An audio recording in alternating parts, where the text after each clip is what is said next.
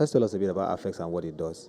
AFEX is the first private sector commodities exchange in Nigeria and the only one in West Africa that is licensed and operating. And our mission is to connect producers of agricultural commodities with markets, create efficiencies along the value chain, create investable asset classes that are traded, and then on the buy side, processing companies and investors can also diversify their portfolio and put in agricultural-based assets as part of what they do. Tell us about this initiative, which the Deji has talked about now. You've launched your platform. How does this platform transform the commodities market in Nigeria? One of the core functions of a commodities exchange is to create price discovery and create a transparency in the process of price discovery.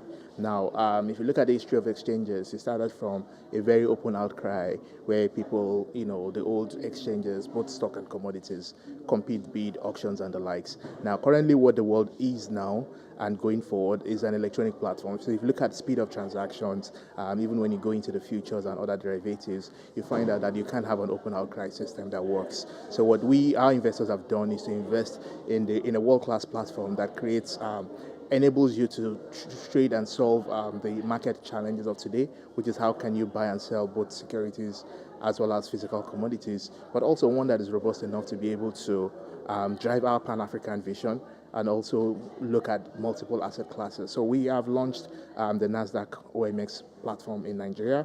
It is working. We're doing product development for the products that will be traded on it now. And as the season starts by October, we expect to have products traded through the platform. Looking at the agri sector, which has continued to dominate in terms of sectoral performance and contribution in the economy, what are the prospects in this regard? How will this AFEX trading platform transform agri-business in Nigeria? If you look at the last 4 decades of growth in all the sectors except agriculture have had negative growth. Agriculture has remained resilient across the entire several political and economic shocks.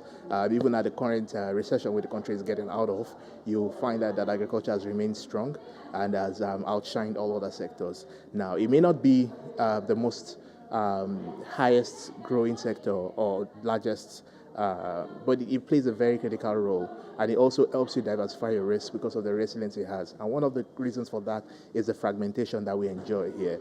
It's a double-sided thing. It plays to our advantage when it comes to the resilience that agriculture has because it's more more resilient to shocks, but it also creates a lot of inefficiencies. Now, a commodities exchange brings a systemic way by which you could transact and reduce, creates intermediation, unlocks access to capital, and reduces those barriers that are created because of fragmentation, which is one word that is a recurring decimal in African agriculture. So you create systems where a farmer, regardless of its size, its location, can have access to a warehouse, can store his products, doesn't need a capex to build the storage facility, can access financing using the product stored and the wealth receipt generated as a collateral, and then start cultivation, can maximize the sale of outputs because he can sell 2 bags of maize or a ton of maize or whatever he has to a buyer that wants to buy 1,000 because the exchange then does innovation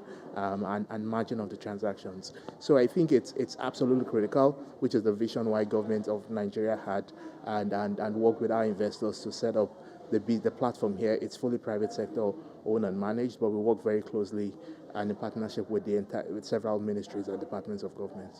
What are the challenges you're encountering at the moment in the country, and what would you like authorities to do in that regard?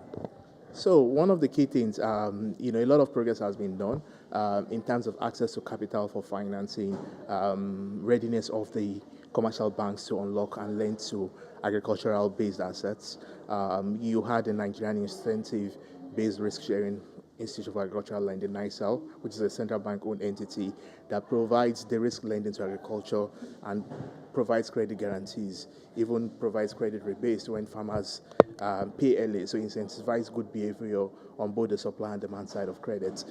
So that's a very strong, bold initiative, one that is celebrated across Africa. The ongoing effort to increase availability of fertilizer and create efficiency, reduce price based on efficiency as against government trying to subsidize prices. I think subsidies always just create additional problems, but in this systemic way, if built on and continued, then you will have the type of sector we need. We need more work on the seed space. We need we need to create a lot of things like that. AFEX is working with Ministry of Agriculture. Last week we were in India on a bilateral trade mission with the Director General of the Seed Council of Nigeria, Quarantine, and all the other important departments of both the Ministry of Trade and the Ministry of Agriculture to see how Nigeria can tap into a $25 billion pulses market and how we actually could grow pulses and exports to India, for the fulfillment of bilateral trade relationship between both countries. We think this is extremely critical because one thing is that pulses is an arid crop, can grow in a very arid northern Nigeria, especially places that are post-insurgence recovery. So that's one crop that you can bring in and it's drought resistant. So farmers that are coming back to their home from being displaced can then start growing this crop, and it leads into them being economic actors and improving their livelihood, which is why we are very keen and bullish on that program and will support it to the end. You had a recent incidents with the Nigerian police authorities. What's the situation and update now? So we're caught up in the lines of an investigation by the Nigerian police force. We have lodged and made good all our documentations to make sure that they have the right records, and the records are put in spirit. The case is also in the court of adequate jurisdiction. We've enjoyed a lot of support from all the quarters that are relevant to us unraveling the case, and we're extremely positive that this will be put to rest and then justice will be made. We hope that this will be done in good time. But we are strong, solid. We'll continue to support our farmers. We'll create markets ahead of the next harvest that will come up at the fourth quarter of the year, and then make sure that corporate companies that want to transact and buy from the country find it easy to do so, as against importing products into the country.